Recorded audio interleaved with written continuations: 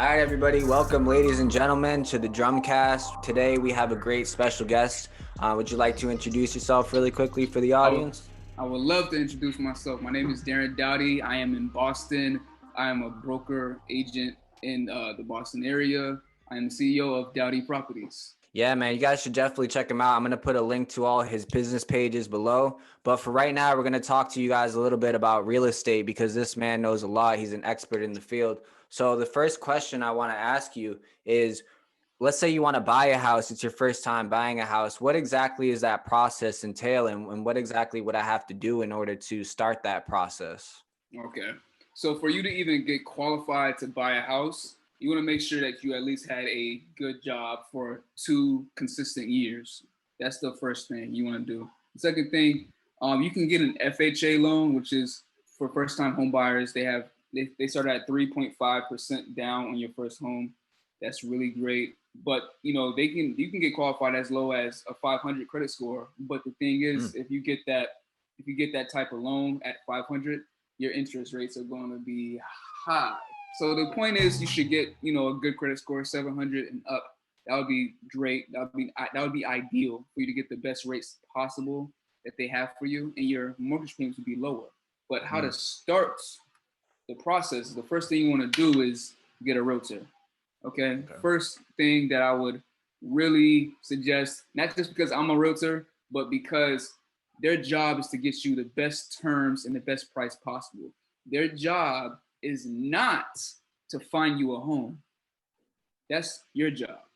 Your job is to find that home because only you know what you love, what you want to live in. So that's the fun part for you. I handle all the paperwork, all the hard stuff, the negotiations, making sure that you don't overpay for that house, making sure you get the best terms possible for that house. So that's why it's really important to get a lawyer and a real estate agent. And the real estate agent, if he's a good agent, he would already have a great lawyer by his side.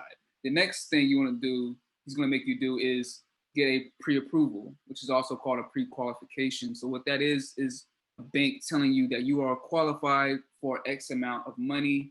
That pre-qualification does is it helps you limit what you're searching for, because without the pre-approval, you'll just be looking all over the place. But with that pre-approval, you'll know exactly how much house you can afford. So that limits what your expectations should be. And also, it's the first step of buying a house. So you have to get your financing correct. So what they're going to do with that in this phase is that they're going to ask for your W-2s. They're going to ask you for your pay stubs. They're going to ask you for your IDs. They're going to ask you for a lot of things so they can get a good idea of your financial history. Because at the end of the day, they're giving you a lot of money for this house. So they want to secure that investment. Make sense? That does make sense. After you get and that's a very long what I said, but it literally takes about 5 minutes to get pre-approved, depending on who you go with. It takes a couple minutes. It doesn't take that long. After that, we would go on a home search. Because we have that pre-approval attached. The pre-approval is just as good as cash, because if you went to a seller that's selling his house, and you say, I want to buy your house, he would ask you, okay, can you afford my house? And then you'd be like, you know what I mean? I don't have, but with that pre-approval, okay, I got that pre-approval. This shows that I'm financed for this much for the house. So it's really good to have that pre-approval while we're going house searching. House searching can take anywhere from 3 days, 1 day, to 15 days. It depends on how long it takes you to find that special house that you're looking for. Okay, so after that, we find that house. We then put an offer on that house. Okay, so for example, the house costs $200,000, not in Boston, but the house costs $200,000. You put up for asking price, but just know that you're not the only one looking at this house. Many people are looking at this house. So it's very competitive. And a lot of times a bidding war can happen. So once you get your offer accepted with the terms and the price that you want, and it gets accepted, move on to the next step. But I kind of forgot a part that I wanted to add. There's basically 3 things that seller can do with your offer that your real estate agent wrote for you to give to the seller. They can either approve your offer, yay. They can either decline it, boo, or they can ignore you, or they can counter offer you.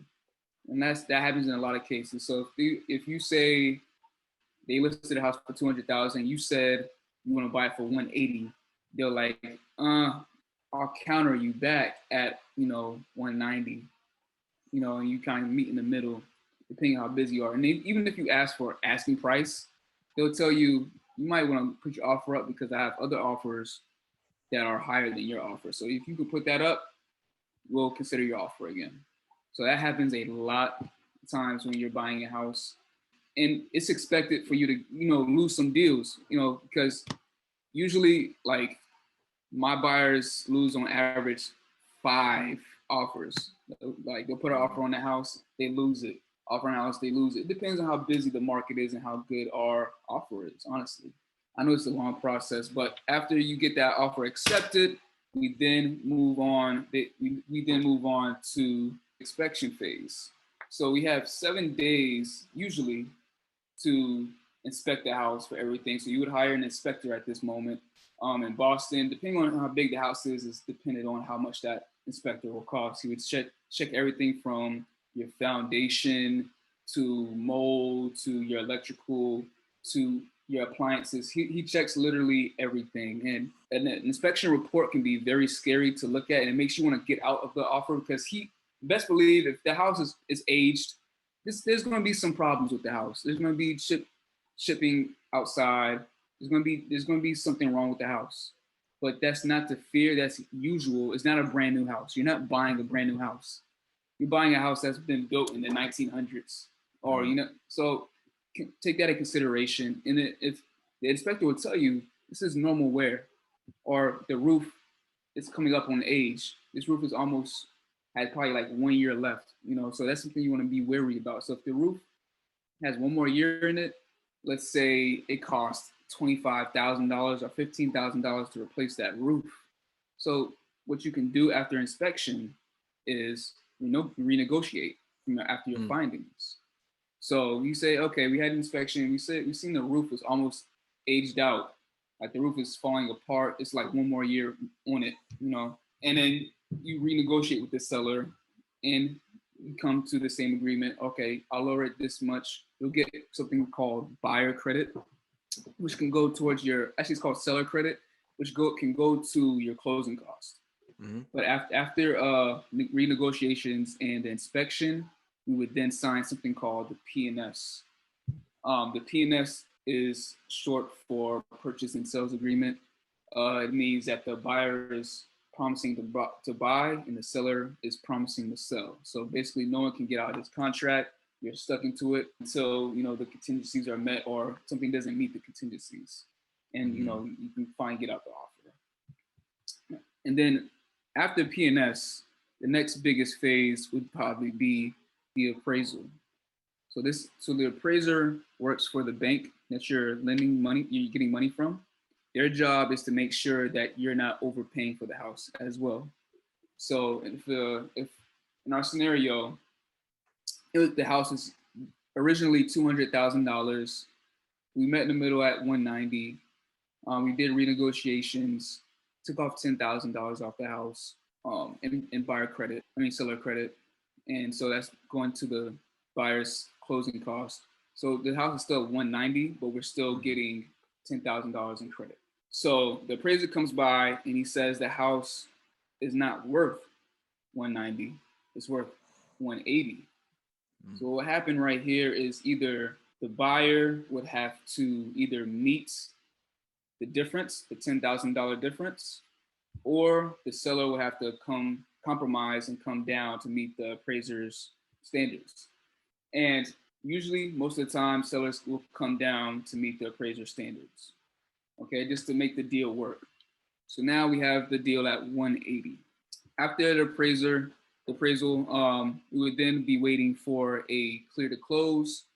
We're waiting for the real approval. So before we had the pre-approval, remember that?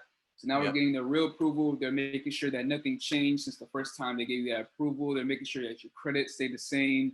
They're making sure that you didn't lose your job. They're making sure that you didn't make any big purchases like buying a car. Like you're gonna one thing you don't want to do is buy a goddamn car when you're trying to buy a house, because through this whole process, if you say you did buy that expensive car and your credit went down with that, now the process is going to get longer. They're going to ask for more information, and most likely they're not going to approve you because you messed up the whole process. And that happens a lot. So just please don't act crazy just because you buying a house. Buy the car after the selling process. Okay. After they clear the close, the buyer is going to be getting mandatory house insurance for the house. And I'm not trying to make this too complicated. They're going to get that for the house, and then they'll have to clear the close. And then the dates will be set. On closing day, you'll be signing a stack of papers. I'm not even kidding. This stack is like this big, man. And basically, they're just trading. They're transferring the property from the seller to the buyer. The process takes probably an hour or so. And then the next step after that, the house is yours. The keys are yours. You wait for the recording to be done, which can take, well, in Boston, it can take 24 hours of business, on a business day. And then once you're on record, that all that money gets dispersed to the agents, gets dispersed to the lawyers, to the bank, and everything. Okay. One thing to note is that I said get a real estate agent first. The real estate agent is free to the buyer. The buyer is not paying for the agent at all. So that's why it's great to have an agent, because you're not paying him anything. It's a free service. Who really pays the agent is the seller. It comes out the seller's pocket. Okay. But we still work for the buyer. We're in the best terms of the buyer. We don't work for the seller at all, but our fee is always paid by the seller. So that's the whole process from top to bottom. I probably simplified it a little bit because I didn't want to get too complicated into it, but that's the whole gist of it.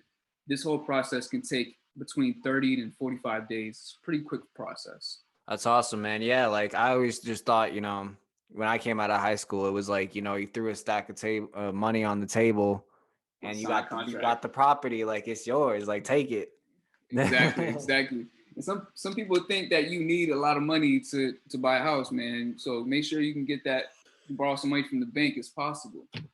So if you have a good job for 2 years, you're making a household income of $70,000. At least in Boston, you can get like $400,000 a house with that. It's really good. That's awesome, man. All right. So another question I had, man. So let's say, you want to invest, right? You want to invest in real estate. What are some ways you could invest in real estate? I know you can buy condos, you can buy complexes, you can buy just straight up houses. What are some ways people can invest in real estate once they make some capital and they get on the ground running a little bit? Yeah, definitely, man. Definitely. Some top things that come to mind when you talk about investing is house flipping, wholesaling, just owning rental property, Airbnb, an apartment out. Those are maybe the top ones that come to mind. I can go into detail about those. If you're just coming into the game, I would suggest all new home buyers to use that first-time home buying program, which is 3.5% down on investment property. Not property to live in, but investment property. The best suitable property that I would suggest to you, like if you're living in Boston or Massachusetts, I would suggest a 3-decker. It's called a triplex, a 3-decker, but it's a 3-family house, 3 units. You can live in one and you can rent out the other 2. Okay, and then those 2 tenants are paying your mortgage. So basically, you'll be living for free. Okay, that's the goal. You want to live for free. And then once you got that big bill out the way, then you can work on getting that next property with the equity of your current house. So that's how I would suggest a new investor to get started, to be a landlord and rent out 2 units, rent them out for market value. The next thing you can do if you don't have a good job, or you have money but you just don't have the sufficient work history, you can do Airbnbs with apartments. So you would find a landlord that is willing to sublet to you.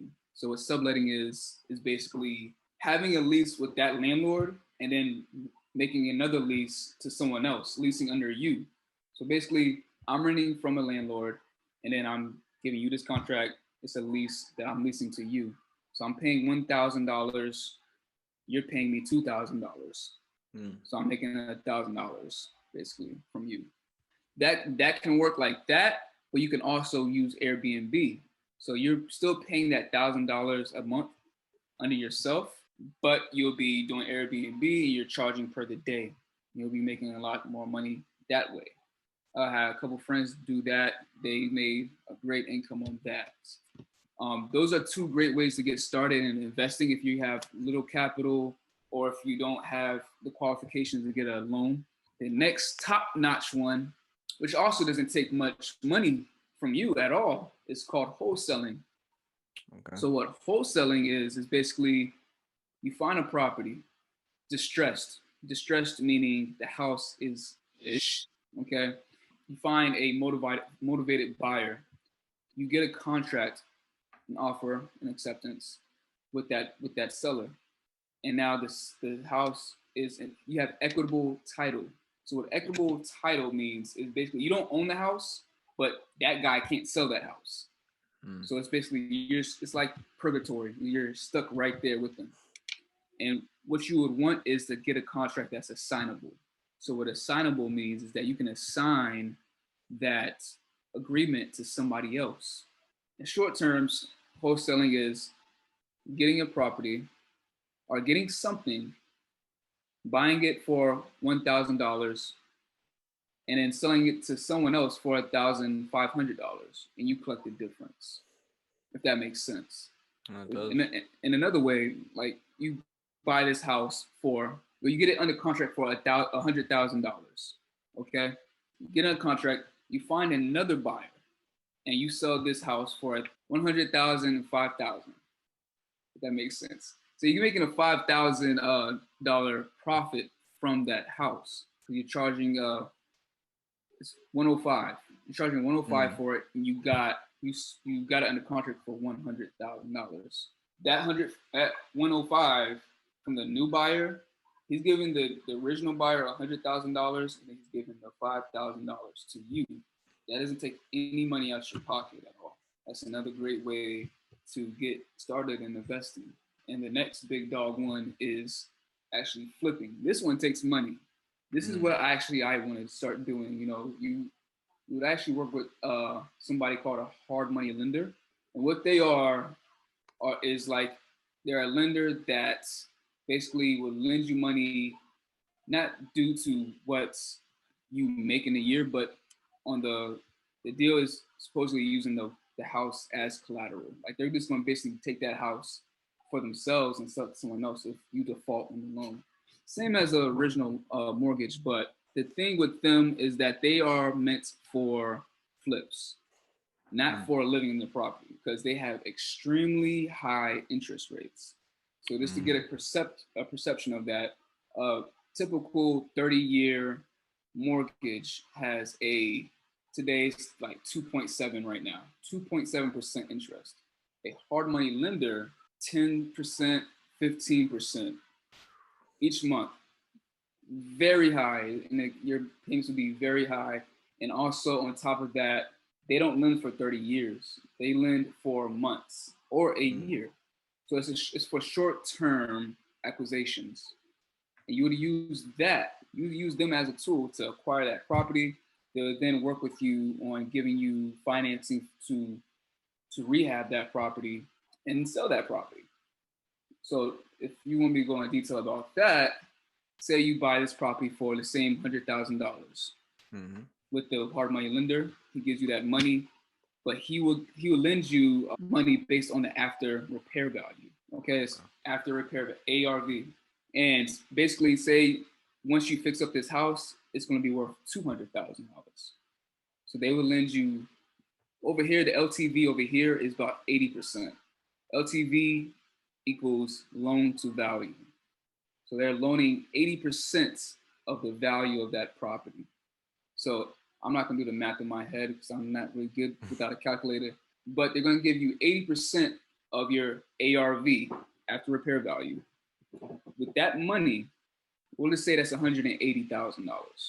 Okay, the house equals $100,000. That means you have $80,000 to fix up that house, but you have to make a profit on this house for it to work. So you're borrowing it 180. You'll probably make $20,000 from this deal. In this small deal, $100,000. You spend 180 to acquire the property, you fix it up. You sell it for $200,000. You make a profit of $20,000. This is just a straightforward example. I'm not going to get to detail because something can happen, like the roof breaks and now it's costing you more. That can happen. So it's a very dangerous thing, but you gotta know what you're doing to get into that. And we talked about like the inspector, right? How does that play into it? Would that kind of, stop those instances where maybe you're going to be paying a little bit more? Would you want to get an inspector of the house before you flip it? Or would that be something that they would do beforehand, and kind of you would look into that beforehand a little bit? Yeah, definitely. They can usually they have cash offers. That's why hard money lenders are great, because they can give you money fast. They don't take 30 days like an original mortgage to give you money. They can give you money within a couple of days. That's great. So that's why you can say you can buy this house as a cash offer. They would definitely get a contractor to look at it. The first walkthrough, they would most likely have a contractor walking with them through the property, because with distressed houses, so let's say it's a foreclosure and it's on an auction. So the level of competition is very high. So you have to look through it. You have to look through it with your contractor and then put that offer in. Okay. So you're kind of taking a risk, but you can't negotiate because you found something wrong, lower the price. You can't do that because it's going to be sold as is. Yeah. So it's a dangerous sport, but it can be worth it if you pick the right deals. You do. That's true. Yeah. That's true. If you do your research, it could be, like you're saying, it's fast money too. It was what it seems like. You're going to get a quick return. Well, I would say flipping could probably take 4 months. Okay. On average. So basically let's say the first 2 months takes you 2 months to fix it up, from flooring to putting appliances in it and, painting the walls and getting out all the trash. Let's say it takes a month or a month and a half. The other month and a half is about selling it. So now you have to sell it. So and you also have to pay holding costs because you're holding that property each month. So you're losing money until you sell that property. That's why the interest rates are so high. You just want to dump that house as fast as you can. In that example I gave you was $20,000, but you can obviously fix a $100,000 house with less money than $80,000, depending on how bad it is. Yeah, that's true.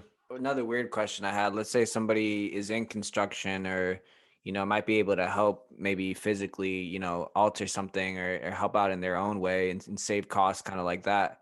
Do you think that would be an advantage, or do you think that kind of doesn't matter in terms of?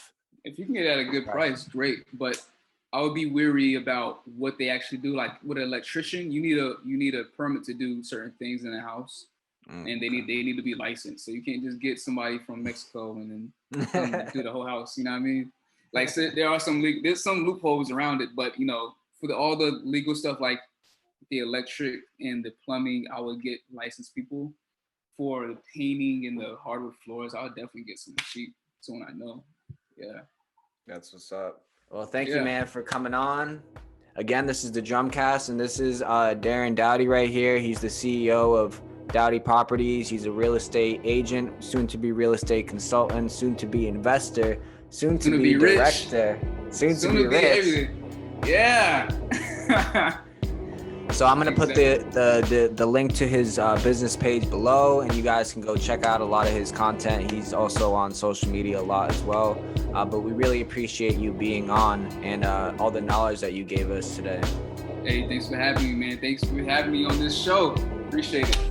If you guys want to check out any more information or videos, it's going to be right here up in the description. Just keep going and keep following us, and we're going to continue on.